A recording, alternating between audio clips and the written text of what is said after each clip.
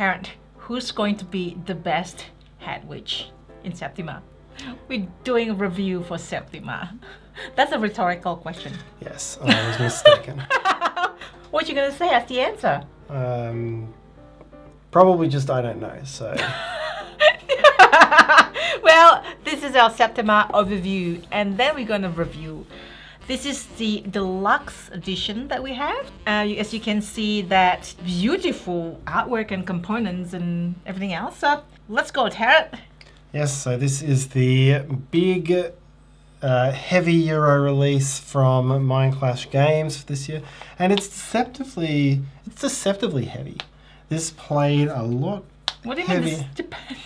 It's always heavy for Mind Clash game. Almost always. Well, I thought this felt a bit lighter as I was reading the rules, but it was deceptively heavy. It played a lot heavier than I realised. Mm-hmm. So we are all witches in this town, trying to maintain a low profile and not get, exiled or... It's all exiling in this game. There's no burning at the stake, but all trying to maintain a low profile, while at the same time the Septima, this old head witch here, is nearing retirement, and so someone has to become the next Septima and show their worth, essentially. Mm. And you get points in this game primarily, so it's kind of, as a witch in this town, you're trying to help the town, and in particular, cure patients of various ailments. That's where a lot of points come from.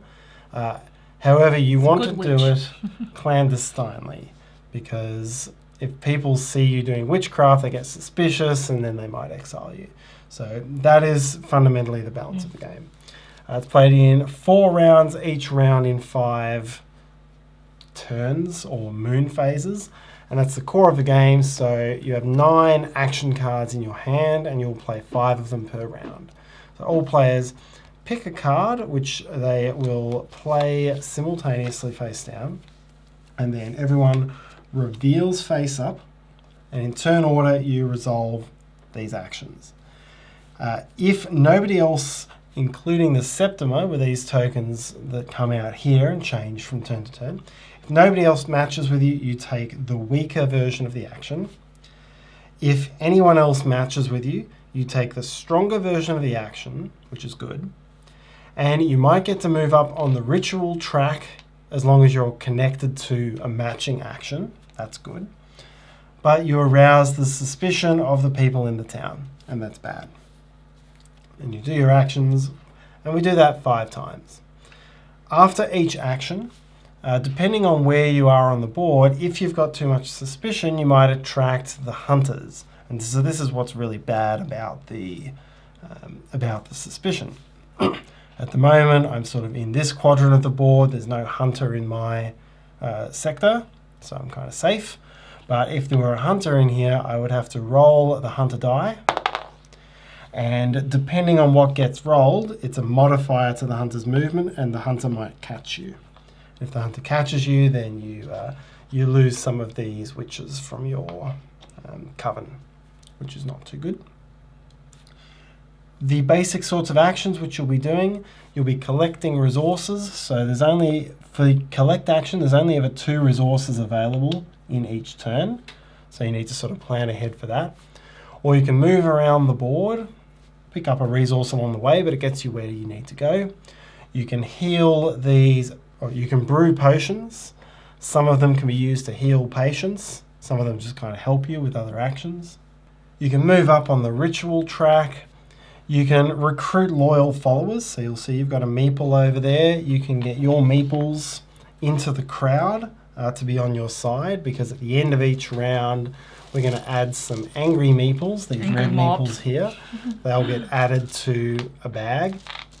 They'll get drawn out here, and it will determine whether someone claims that witch to the coven, coming with bonus actions, or if they just get exiled. And you can also do chants, which will reduce your suspicion.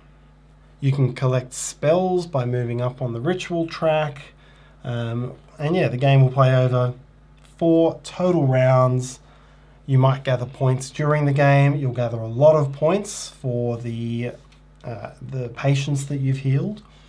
You've got some end game scoring objectives that you're dealt at the start of the game, and you can score one of those for each witch in your coven at the end of the game, which really means you need to avoid, if you want to score these, you need to avoid getting caught by hunters, and you want to get a lot of meeples over there to win the trials. And there's a few other things that score points, but those are the core things. Sounds simple, right? Plays a lot heavier than sure. that, though. What we just described is the full game, so much like Trickerion and maybe some other Mind Clashes, but certainly Trickerion, there's a basic version and then there's a full version, and then there's an expansion which goes on top of that. So this whole bit here with the spells, that's not played there's a couple of other things which don't get played in the simple version, but yeah, this is the full game that we're showing here. Look at this. This is like cauldron. And then the potions that you brew in the cauldron. It's amazing. It's hard though to brew them. Resources are hard. Resources can be tight, yeah. There's a lot of things that are tight. There are lots of interconnecting actions that makes it tougher than what it sounds like. Because, alright, the icons, this is like basically just on your action cards. But when are you going to do it? At what point? Now, the set of cards, there are 8. 9 plus 8 of the action, and 1 is the mimicking of the other actions, so 1 can copy other actions that you've played. It's good when you match with other people, because then, hey, you get advancement of this track, and that is generally good. But then the suspicion level is the one that you have to manage. When you match with somebody, you go up. Now, there is a card that reduces that suspicion level. It's called Chan, I think. And it goes down. If you match with somebody, it goes down even more. So it's just like something that you have to do if your strategy is geared toward that, and you don't want to be the one that is, got captured by the hunter. Yes. So those are the ones that I feel it's simple. You play a card game, but then there are layers of things that you can do that makes it a little bit more complex, or add complexity, I should say, to the game. And the things that maybe you want to do it with the same player. Okay, let's do this one so we all benefit, but there are times that you don't want to match if your suspicion's too high. So it makes it a really interesting game.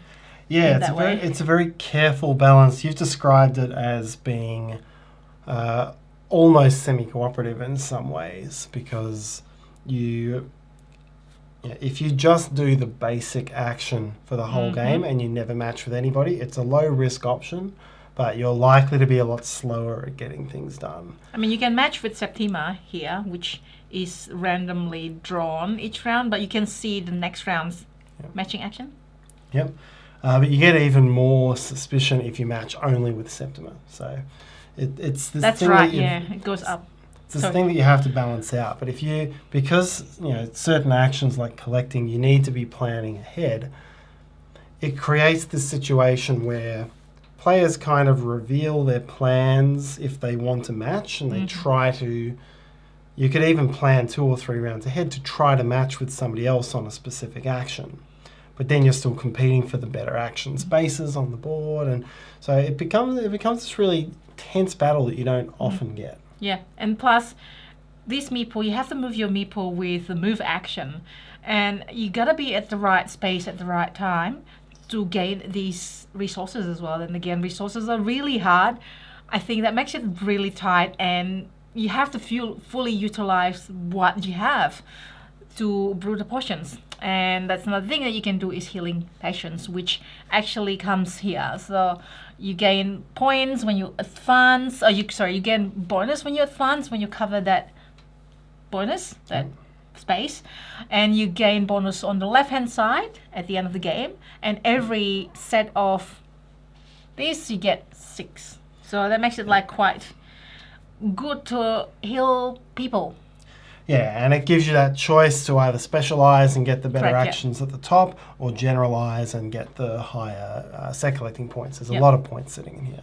Another thing that I like a lot about is this is basically your asymmetric power, which you can gain or lose, but also the amount of tiles you have determine the amount of secret objectives you can fulfill. So you start with a random card, and there are 4 of them. And if you have 2, like Tarrant has there on his side, means that you can only choose 2 secret objectives. The more you have, the better. Yep, and it can be there are very different ways to go about the game. You can get spells here that will score ongoing points as you do things, or you can really try to focus on those and keeping a full coven. Yes. So, what I was saying about this, sorry, I was like, something to add. That's okay. I like it when your engine build also your end game objective, so they complement each other. I think most games are pretty good with that, but then I know that there are games that are not synergy together. One thing I find interesting, and I'm not sure I find it great, I definitely find it interesting, is that the various powers you can get through these spells, through these witches, through some of the other, those are the 2 main sources of asymmetrical types of powers. I would call them medium to high on the scale of how much they break the normal rules. So I spoke a bit about how your basic actions are pretty weak and slow, but once you start to get some of those bonuses, you can ignore pretty significant parts of the rules. And there's a few ways of doing that. Like so normally you would need to go adjacent to these tokens to heal them and spend the specifically coloured potion to do so, and then you could advance on the tracks. There's quite a few different spells and witches that break a pretty significant part of that might let you use a wild potion to heal one of these, or to go to the hospital. Normally, if you go to the hospital, you can heal any type of patient, but you don't get a bonus on this track. But instead, you do. So it kind of has a similar effect of being like a wild potion. So there's usually quite a few ways to do that. And it means that early on in the game, you can set yourself up to ignore one of the major restrictions. And you get a pretty easy ride at that part of the game. And sometimes other players have that easy ride, sometimes they don't. Generally, there's no sort of majority types, or there's very few majority types of things. So if someone is doing the same one as you, it's not going to harm you that badly. But it does make for what will end up being pretty wild swings in how you might play. I don't know for sure that I love that, but it was certainly an observation that came out of playing. The one thing I know, which is very, I showed before, the amount this is going to move each turn is based on your suspicion plus or minus up to 2 based on the roll of this die. And so that is an element which is, you've got to make your own luck.